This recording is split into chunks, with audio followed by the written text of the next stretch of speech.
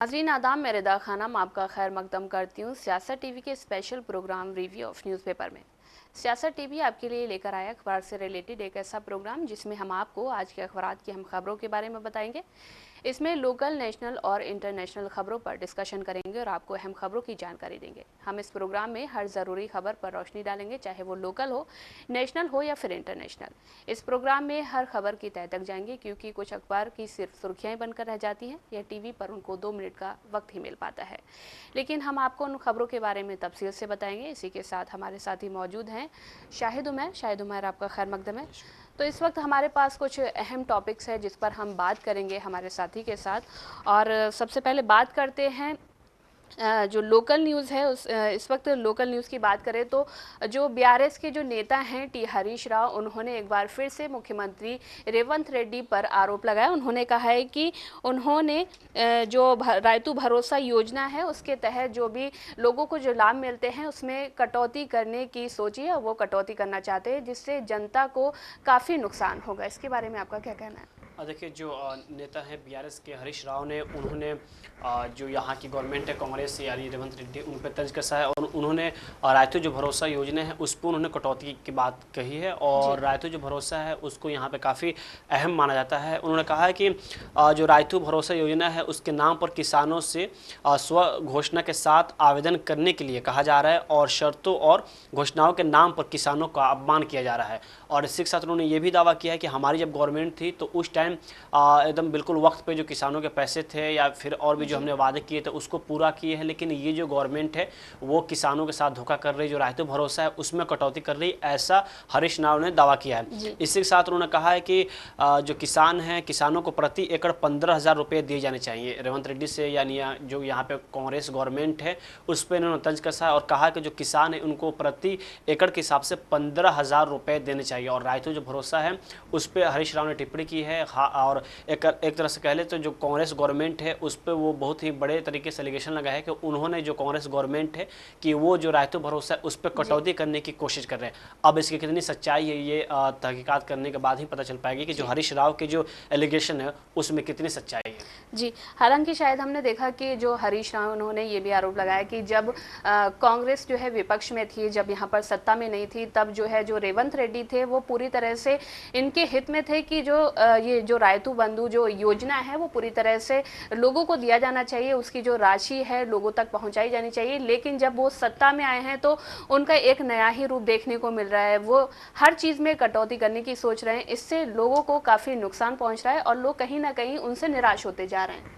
नहीं, कटौती की जहाँ तक बात है कि अगर सच में ऐसे किसी वादे करने के बाद कटौती की जा रही है तो सरासर गलत है कि आप एक तरफ तो जनता से वादा करते हैं, वही दूसरी तरफ आप उस योजना में जाकर भी और लोगों के सामने कटौती कर रहे हैं। लेकिन अगर हरीश राव के वादे सही हैं तो ये जांच का विषय है। लेकिन अगर सच में जो रेवंत रेड्डी ने वादे किए हैं और उसमें कटौती नहीं की जा रही है तो एक तरह से हरीश राव भी लोगों को गुमराह कर रहे हैं और सरकार के प्रति लोगों को उकसाने की कोशिश कर रहे हैं कि आपके साथ जो गवर्नमेंट वादे किए हैं कि उसमें भी सरकार कटौती कर रही है। तो ये एक जांच का विषय और एलिगेशन, आरोप प्रत्यारोप के दौर जारी रहते हैं। लेकिन सच में अगर कटौती हो रही है तो किसके तरफ से, क्या सच यही है कि कटौती की जा रही है या फिर जनता को उल्लू यहाँ गवर्नमेंट बना रही है, या फिर हरीश राव जो है वो झूठे आरोप लगाकर लोगों को भटकाने की कोशिश कर रहे हैं। तो वहीं पर बात करते हैं, जैसा कि नाज़रीन आप जानते हैं कि जो है 4 राज्यों में चुनाव हो चुके थे और वहां पर रिजल्ट भी आपने देखा कि किस तरह से भाजपा ने वहां पर बाजी मारी है। तो वहीं पर देखा जाए तो इस साल जो है फरवरी में चुनाव होने वाले हैं दिल्ली में विधानसभा के। तो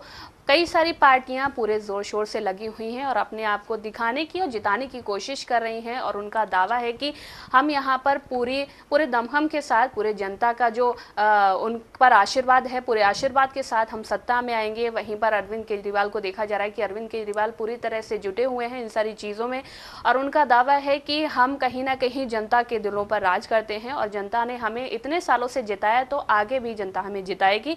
और वहीं पर बात करते हैं, जैसा कि जो राशि देने की बात कही गई थी गुरुओं को, ग्रंथियों को, उस पर कल जो अरविंद केजरीवाल हैं उन्होंने आरोप लगाया कि हमने जिस तरह से ग्रंथियों और गुरुओं को जो राशि देने की बात कही थी, वहां पर भाजपा के जो नेता हैं वो कहीं ना कहीं लोगों को बरगलाने की कोशिश कर रहे हैं और हमारे जो योजनाएं हैं उसमें अड़ंगा डालने की कोशिश कर रहे हैं। और वहीं पर हमने देखा कि इस बार जो एक खबर सामने आई है कि जो फरवरी में जो विधानसभा चुनाव होने वाले हैं उसको लेकर ये चर्चाएं काफ़ी तेज़ हो गई हैं कि एक दिल्ली में जो दिल्ली दंगा हुआ था उस समय पर एक आरोपी बनाए गए थे शफा और रहमान खान, उनको असदुद्दीन ओवैसी की पार्टी टिकट देगी। ये साफ तौर पर क्लियर हो चुका है और उन्होंने ऐसा कहा है कि वहाँ पर एमआईएम जो है ओखला से उनको टिकट दे सकती है।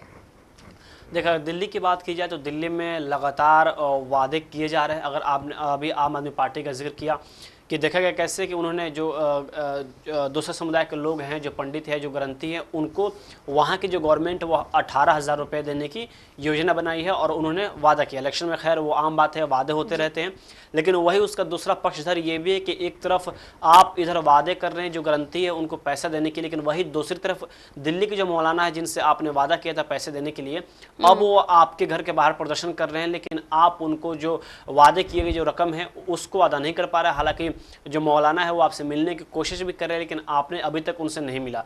तो आप तो एक तरफ जो अभी योजना बनाए कि 18,000 रुपये हम जो ग्रंथी हैं या फिर और जो समुदाय के जो ये लोग हैं उनको आप पैसे देने की बात करें, लेकिन वही दूसरी तरफ जो मौलाना है आप उनको पैसा जो वादे किए थे उनका दावा है कि हमें अभी तक पेमेंट नहीं मिला है। अगर हम दिल्ली विधानसभा चुनाव की बात करें तो दिल्ली विधानसभा चुनाव जब हुए थे उसके बाद 2020 में दिल्ली में जो दंगे हुए उससे पूरा दिल्ली दहल उठा, सिर्फ दिल्ली ही नहीं पूरा देश दहल उठा, और उस दरमियान भी केजरीवाल पर भी कई तरह के सवाल खड़े हुए। अब उसका नतीजा ये हुआ कि अब जो दिल्ली विधानसभा चुनाव होने वाले हैं इसमें जो एक तबका है खास तौर पे अल्पसंख्यक समुदाय, उसको हर जो पॉलिटिकल पार्टी है वो साधने की कोशिश कर रही है। अगर हम चाहे कांग्रेस की बात करें, भाजपा की बात करें, फिर आम आदमी पार्टी की बात करें, दिल्ली की बात की जाए तो वहाँ पे दो पार्टियों ने, आम आदमी पार्टी और कांग्रेस ने अपने उम्मीदवारों की लिस्ट जारी कर दी है। हालांकि कांग्रेस अभी एक लिस्ट जारी नहीं की है जिसमें अलका लांबा का नाम सामने आया है कि वो भी जो उम्मीदवार होंगे उनका भी नाम आएगा। तीसरी लिस्ट अभी कांग्रेस के आना बाकी है। लेकिन इसी के साथ असदुद्दीन ओवैसी जो हर राज्य में जाकर अपनी किस्मत आजमाने की कोशिश करते हैं,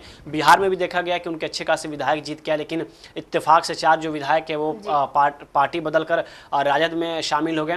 महाराष्ट्र में भी देखा गया कि विधानसभा चुनाव में वो लड़े लेकिन ज़्यादा उनको सीटें नहीं मिल पाई, एक ही सीट निकाल पाए। लेकिन दिल्ली विधानसभा चुनाव में उनके लिए खास चर्चा का विषय इसलिए भी बना हुआ है कि जिन उम्मीदवार को वो टिकट दे रहे हैं उन पे जो दिल्ली दंगे हुए थे उसमें उनको आरोपी बनाया गया। हालांकि आरोपी अभी साबित नहीं किया गया कि आरोपी हैं कि नहीं, सिर्फ उन पे एलिगेशन लगाकर अभी तक उनको जेल में रखा गया है।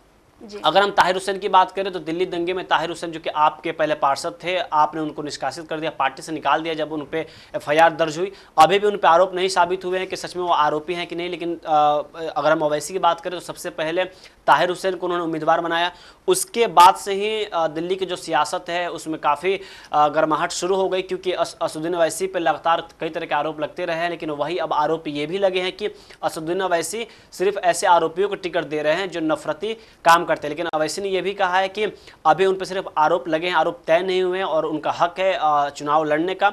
इसी के साथ ओवैसी ने यह भी तंज कसा है कि हम पे जो लोग एलिगेशन लगाते हैं कि हमारी वजह से बीजेपी जीतती है, तो आखिरकार हरियाणा और महाराष्ट्र में किसकी वजह से बीजेपी जीत गई? हरियाणा में तो हमने इलेक्शन लड़ा नहीं, महाराष्ट्र में क्या वजह रहा कि आखिरकार वहां पे आपने इतने मजबूती के साथ इलेक्शन लड़ा लेकिन फिर भी वहां पे आपकी सरकार नहीं बन पाई और वहां पे बीजेपी अपनी गवर्नमेंट बना ली। हालांकि बीच में चर्चा ये भी शामिल हुई थी कि शायद ओवैसी जो एनसीपी के जो नेता हैं शरद पवार, उनसे शायद बात हुई थी, वहां के जो प्रदेश अध्यक्ष हैं उन्होंने लगातार कोशिश की थी कि हमसे अलायंस हो जाए, लेकिन वहां नहीं हुई। अभी अगर हम बात करें तो हरियाणा में जो ओखला विधानसभा सीट है वहां से जामिया अलुमनाई एसोसिएशन के जो पूर्व अध्यक्ष हैं शफाउर रहमान खान, उनको टिकट देने की बात कही जा रही है। तो फिर दूसरी तरफ जो वहाँ ये भी आपको बता दें कि जो दिल्ली दंगे हुए थे 2020 में, इसमें इनको आरोपी बनाया गया है और अब जो एमआईएम है उनके तरफ से जो शफाउर रहमान खान है उनको एमआईएम टिकट देने की बात कर रही है। बीच में ये भी चर्चा हुई थी कि जो शाहरुख पठान है उनको एमआईएम टिकट देगी, लेकिन अभी तक उस पर पूरी तरह से क्या रुख अपनाएगी एमआईएम वो क्लियर नहीं हुआ। लेकिन अभी जो खबरें सामने आ रही है उसमें दिल्ली विधानसभा चुनाव में जो शफाउर रहमान खान है उनको एमआईएम टिकट देगी।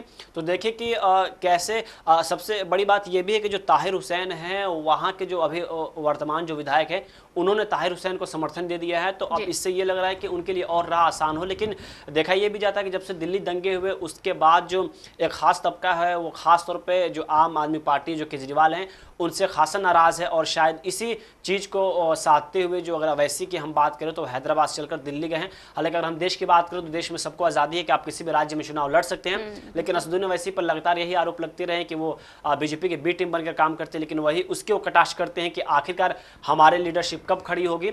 और अगर हम पे ऐसे एलिगेशन लगते हैं तो हरियाणा और महाराष्ट्र में आखिर क्या वजह रहा कि हम नहीं लड़े, फिर भी हरियाणा में हालांकि वो इलेक्शन नहीं लड़े, फिर भी वहाँ पे बीजेपी गवर्नमेंट बन गई।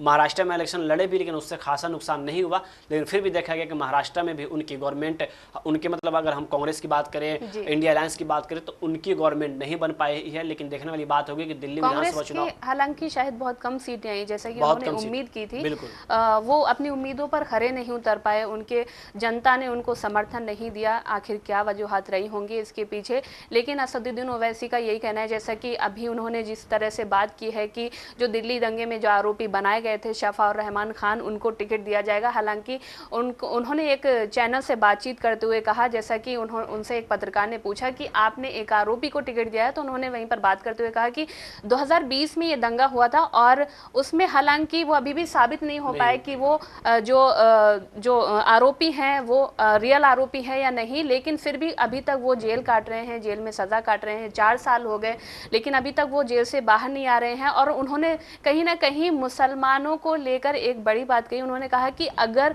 आरोपी का नाम मुस्लिम होता है तो उसको कहीं ना कहीं सरकार उसको घसीटने की कोशिश करती है और उनको अंदर ही रखना चाहती है, क्योंकि वो चाहते हैं कि मुसलमान आगे ना बढ़ पाए। नहीं, अगर हम आरोपी तय करना कोर्ट का काम होता है। साध्वी प्रज्ञा कौन है, क्या उन पे एफआईआर नहीं दर्ज हुई है?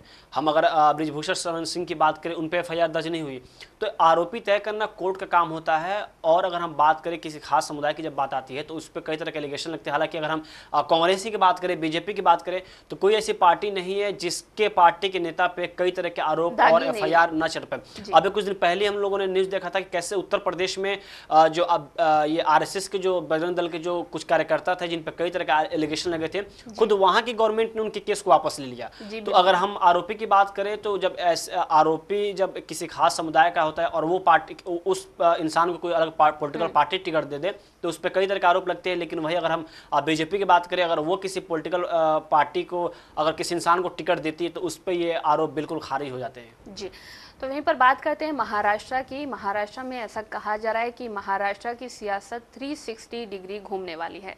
ऐसा इसलिए कहा जा रहा है क्योंकि पत्रकारों से बातचीत करते हुए जो अजीत पवार की मां हैं, उन्होंने कहा कि मैं खुद चाहती हूं कि मेरी जो फैमिली है वो एक दायरे में रहे और सब लोग मिलजुल कर रहें, लेकिन उनका कोई राजनीतिक उनका जो राजनीति से जो लेना देना होता है वो बाकी अलग चीज़ें हैं, लेकिन जो हमारा परिवार है वो सारी चीज़ें एक साथ मिलकर आएँ, सारे लोग मिलजुल कर रहें। हालांकि हमने देखा शायद कि किस तरह से जब इन्होंने पार्टी में टूट पड़ी थी इनकी पार्टी में, कैसे वो कई सारे विधायकों के साथ 40 विधायकों के साथ अपने चाचा को छोड़कर वो भाजपा में एनडीए में शामिल हो गए थे अजीत पवार, और उसी दौरान से इनमें जो है काफ़ी दुश्मनी देखने को मिली थी। हालांकि उनकी जो मां है उनका जो बयान सामने आया है तो उससे कहीं ना कहीं ऐसा लगता है कि फिर से एक बार चाचा और भतीजे मिल सकते हैं। देखिए, जुलाई 2023 में अजीत पवार ने एनसीपी के 40 विधायकों के साथ अपना जो गुट है वो बदल लिया और चाचा को धोखा देते हुए अगर हम कहें तो बीजेपी में वो शामिल हो गए।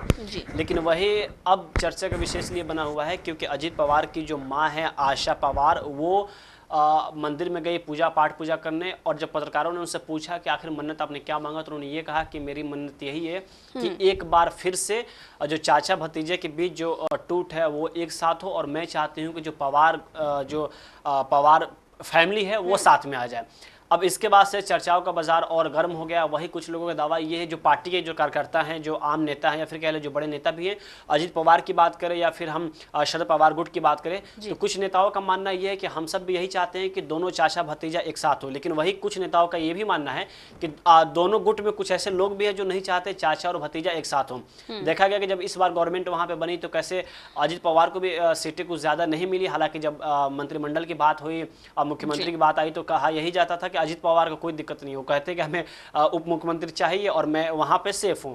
लेकिन अभी जिस तरह से उनकी मां जो आशा पवार है, उन्होंने कहा है कि मैं ये चाहती हूं कि दोनों लोग आपस में मिले, क्योंकि ये फैमिली मैटर है और मैं चाहती हूँ कि सारी फैमिली एक हो जाए। वही कुछ नेताओं ने यह भी दावा किया है कि ये उनका आपसी मामला है, फैमिली मैटर है और कोई भी नहीं चाहता कि फैमिली के आपस में टूट हो। लेकिन पॉलिटिकल एंगल से देखा जाए तो जिस तरह से अजीत पवार ने अपने 40 विधायक को लेकर भाजपा में जाकर शामिल हुए, फिर उसके बाद से वहां पे उन्होंने सरकार बनाई, अभी फिर से उन्होंने एक बार जीत दर्ज की है। लेकिन अभी हम अजीत पवार की बात करें, शरद पवार की बात करें, तो अजीत पवार के गुट में भी सब कुछ ठीक नहीं चल रहा है, क्योंकि देखा यह भी गया कि जो मंत्रिमंडल में कुछ लोगों की मांगे की गई थी, लेकिन अजीत पवार के, जैसे अगर हम भुजबल की बात करें, उनको भी मंत्रिमंडल में शामिल नहीं किया गया।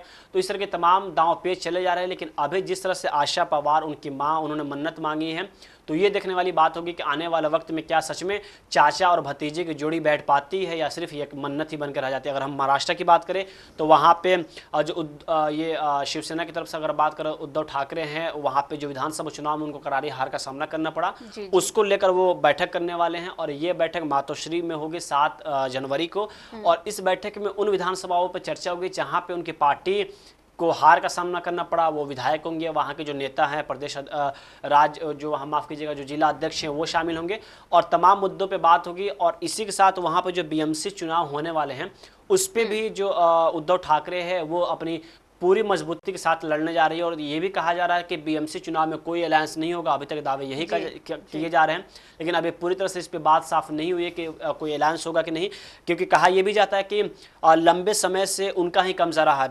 बीएमसी जो इलेक्शन है, इस पर लंबे समय से उद्धव ठाकरे जो है उनका कब्जा रहा है।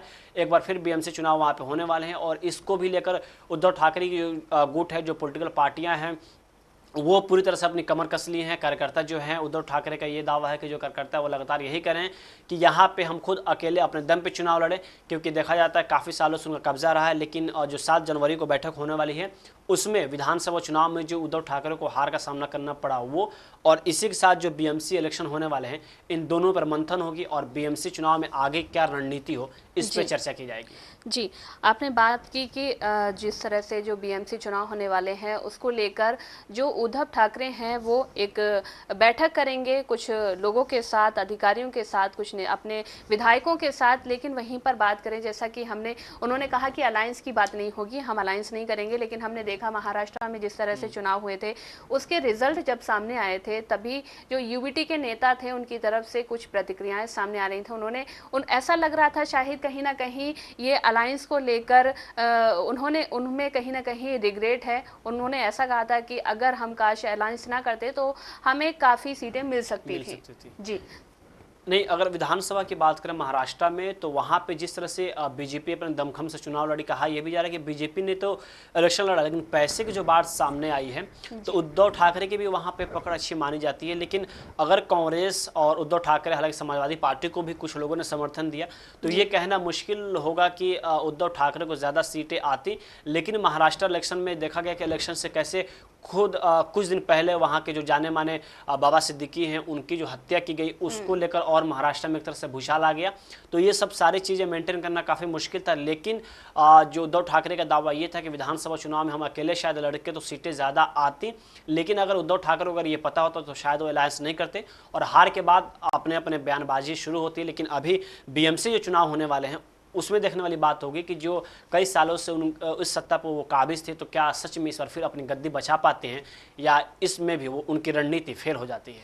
जी, तो वहीं पर बात करते हैं यूपी में इस वक्त देखा जाए तो मुसलमान वहां पर बहुत ही चिंता में हैं और बहुत ही क्योंकि उनमें कहीं ना कहीं डर का माहौल है। जिस तरह से आए दिन घटनाएं हो रही हैं, सामने आ रही हैं, जैसा कि हमने शायद पिछले दिनों देखा था कि एक शख्स की मॉब लिंचिंग हुई है और उनकी बाद में मृत्यु हो गई। हालांकि जो मॉब थी, जिन्होंने उन पर हमला किया था, उनमें से कुछ आरोपी अभी तक पकड़े नहीं गए हैं, लेकिन उन पर एफआईआर ज़रूर हुई है। लेकिन जो मृतक हैं उन पर उनके जो साथी थे उन पर एफआईआर हुई और जो मृतक थे उन पर भी एफआईआर हुई। हालांकि जिसने उन्हें मारा था उन पर कहीं ना कहीं एफआईआर नहीं हुई है और कुछ लोगों पर एफआईआर हुई है, ऐसा कहा जा रहा है पुलिस की तरफ से, लेकिन वो अभी पकड़ में नहीं आए हैं।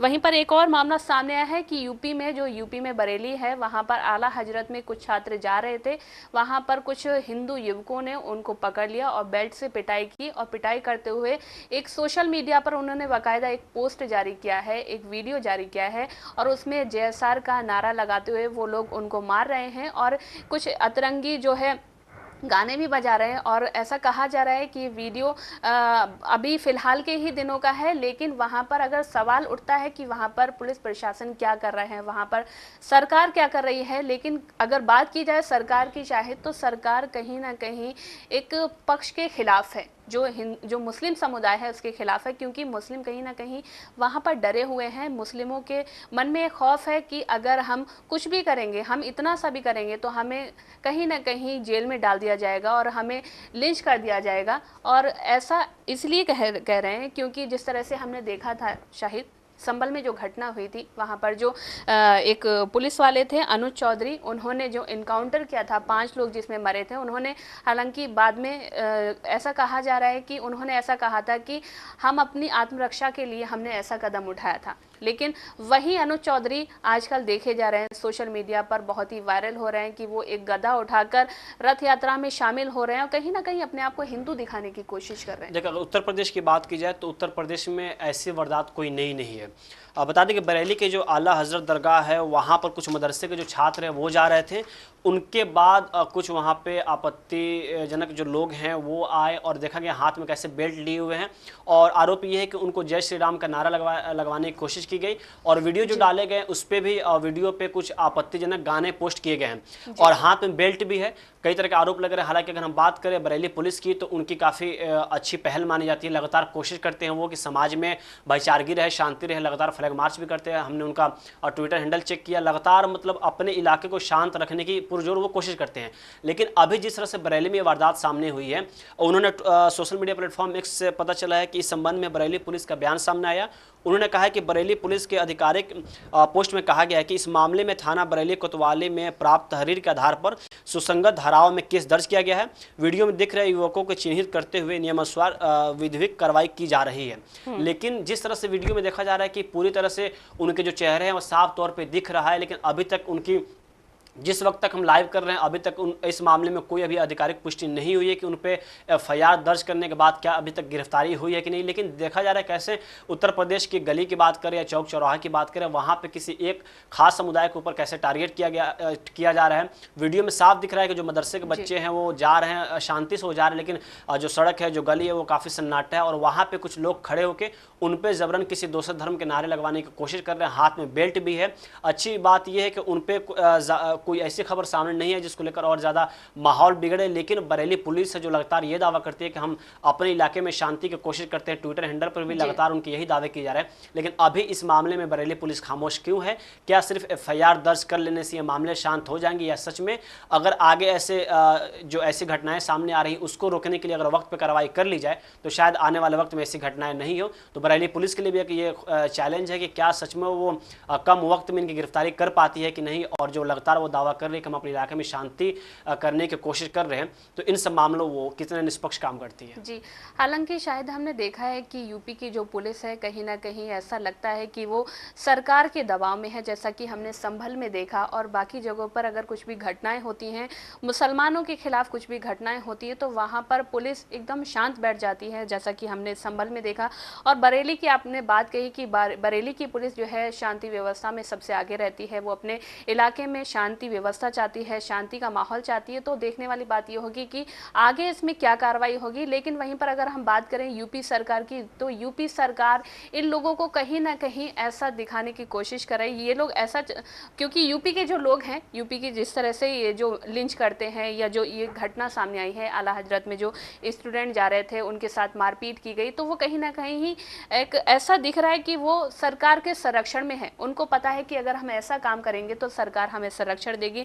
लेकिन वहीं पर उनको ये दूसरी तरफ नहीं दिखाई दे रहा है। जैसा कि एक खबर सामने आई कि अजमेर दरगाह पर 11वीं बार चादर भेजेंगे PM नरेंद्र मोदी, और उन्होंने ये चादर 11वीं बार भेजी है। हालांकि जो आला हजरत का जो उर्स है वो 813वां उर्स चल रहा है और इस मौके पर पीएम मोदी 11वीं बार चादर भेजेंगे। लेकिन वहीं पर जो मुस्लिम समुदाय है वो कहीं ना कहीं ऐसा दिख रहा है कि उनको काफ़ी पसंद करता है इन सारी चीज़ों से। लेकिन वहीं पर जो हिंदू समुदाय के कुछ लोग हैं जो अराजकता फैलाने की कोशिश करते हैं, जैसे कि यूपी की सरकार है, यूपी के जो योगी आदित्यनाथ हैं वो कहीं ना कहीं मुसलमानों के खिलाफ नज़र आते हैं। लेकिन वहीं पर जो केंद्र में जो सरकार है वो कहीं ना कहीं मुसलमानों को साधने की कोशिश करती है, जैसे कि पीएम नरेंद्र मोदी कर रहे हैं। तो जैसा कि नाज़रीन आपने देखा कि हमने आपको न्यूज़पेपर के ज़रिए हम खबरों से रूबरू कराया है। ऐसे ही ज़रूरी खबरों से रूबरू होने के लिए हमारे साथ इस प्रोग्राम से जुड़े रहें और अगर आपकी इस प्रोग्राम से रिलेटेड कोई भी राय है तो हमें कमेंट बॉक्स में ज़रूर बताएं। इसी के साथ हमारा प्रोग्राम यही ख़त्म होता है। मुझे और मेरे साथी शाहिद उमैर को दें इजाज़त। अल्लाह हाफिज़।